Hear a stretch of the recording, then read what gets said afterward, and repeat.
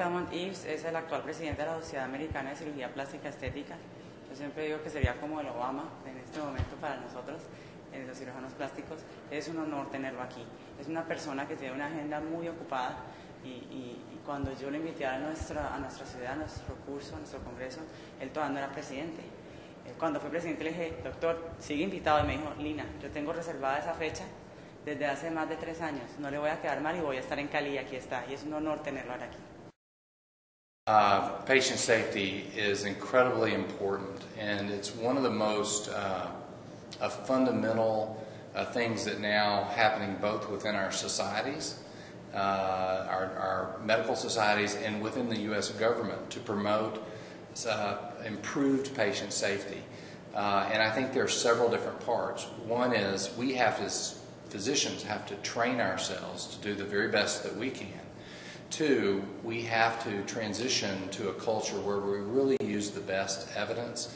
We really use very carefully conducted studies to determine what is in the patient's best interest. We have to develop the right kind of systems and processes to do that, and really educate all of our members and educate the public as well, because the patients have to know that they can't cut corners. And when you do this, we can really continue to improve patient safety. There have been many strides forward over the last several years, but I think it's a very exciting time because of the things we're doing now. Right. Obviously, ethics is very important, and we have many plastic surgeons who obviously work in a very ethical way and treat their patients appropriately and do the honest things, but there are also many physicians who rush to provide, especially cosmetic surgery services, who may not work by those same ethical principles. We've actually in the United States studied this, and most Americans feel that plastic surgeons are ethical as a group. However, it's not just plastic surgeons that are sometimes doing these processes. It's people that do not train in this area and they don't have the background. And many of these people simply move into this as a way to make money. And they are very willing to cut corners. They cut corners with their training. They did not go through the full process, and they cut corners with their patients.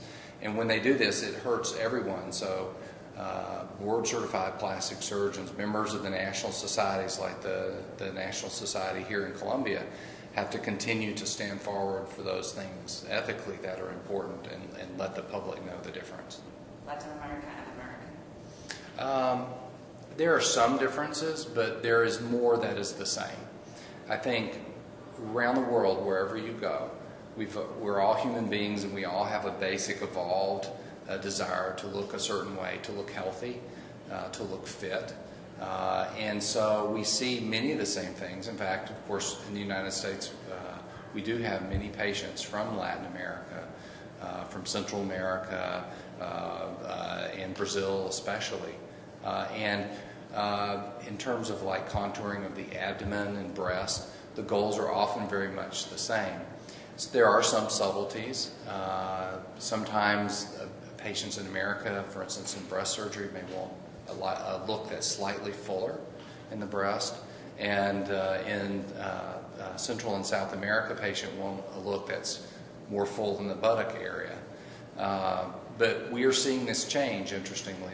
There's a lot of influence from South America and Central America in the United States, and we're seeing, I think, a style that's starting to become a universal style and appearance. So I think many of the techniques are the same, and we're learning a lot from each other.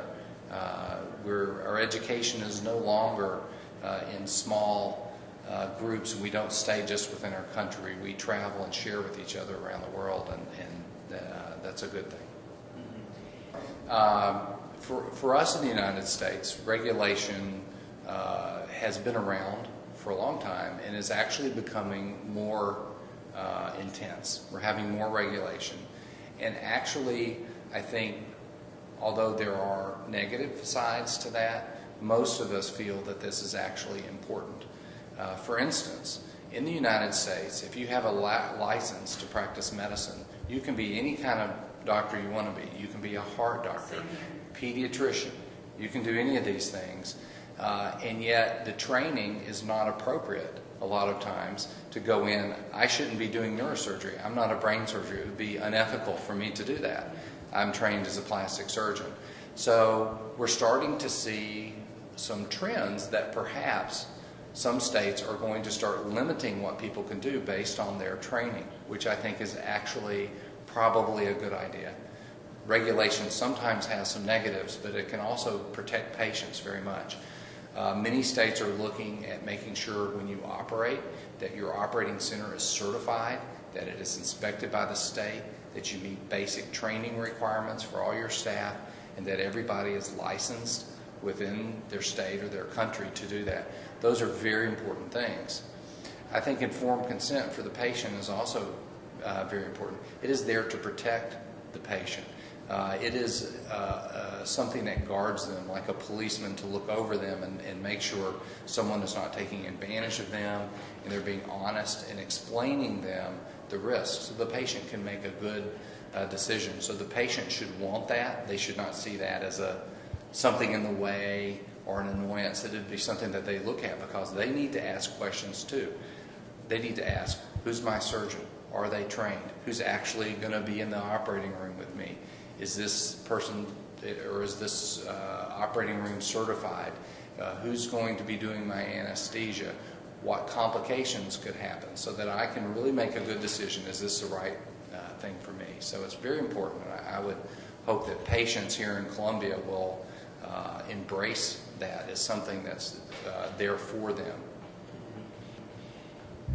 I think that's a very good question, and it's something we're working with in the United States as well. And I think what you do to establish ethics in plastic surgery is you have to let the public know that the people that different types of physicians are often doing plastic surgery who are not plastic surgeons, and that once they understand that they go seek out someone who has the appropriate training, a lot of these questionable advertising, fraudulent treatments that don't work and things like that are much more easy to control, because the board certified plastic surgeons and the members of the societies must adhere to ethical guidelines. And so it protects the patients, not only to have the right trained person doing their surgery, but someone who must show and demonstrate that they are ethically in line. Well, I remember very well when I first met Dr. Triana, because she was giving a presentation that was very important about patient safety and about different aspects of liposuction at our meeting in the United States. It was a very large meeting, and she did an amazing job. It was the largest series of patients followed in the history of the world with this type of liposuction. And so I ran up to the podium after to introduce myself and said, we must publish this and start working together. So we now have a few committees we work on. So it was an honor and a delight to come here, because she has put together a wonderful meeting, an incredible faculty, very intense learning, and I think it promises to be an exciting week. Well, I think it's actually pretty unusual to have so many people from around the world come together at one time like this. And what happens when you bring some of the best people from around the world, you create an energy of the education. You get people that are very good challenging each other about what they do, and I think that really increases the intensity of the learning in the audience. Clearly is happening around the world, and what is going to ultimately have to help solve this is evidence. And one of the things that we're going to be talking about tomorrow is a trend in medicine, a way of doing medicine. It's called evidence-based medicine. And it's now been ranked as one of the 15 most important things in the history of medicine. It's as important as antibiotics. It's as important as anesthesia. But what it does is allow us to see past personal opinion and our own biases, but really develop strong information based on very carefully done studies, so that doctors and their patients really know what treatment works. So when we get into these ethical issues where someone comes up and makes up a procedure and they market it to somebody. They have no proof. They don't really have training. All of a sudden, there's no data. And now it stands in stark contrast to things that are done, that are proven, that are known to be safe, that have known complication rates. And it's just becomes, in comparison, something that looks kind of crazy to do unless there's more studies done. So this really helps everybody. It's we have I guess a way of saying sometimes in English that all boats rise with the tide.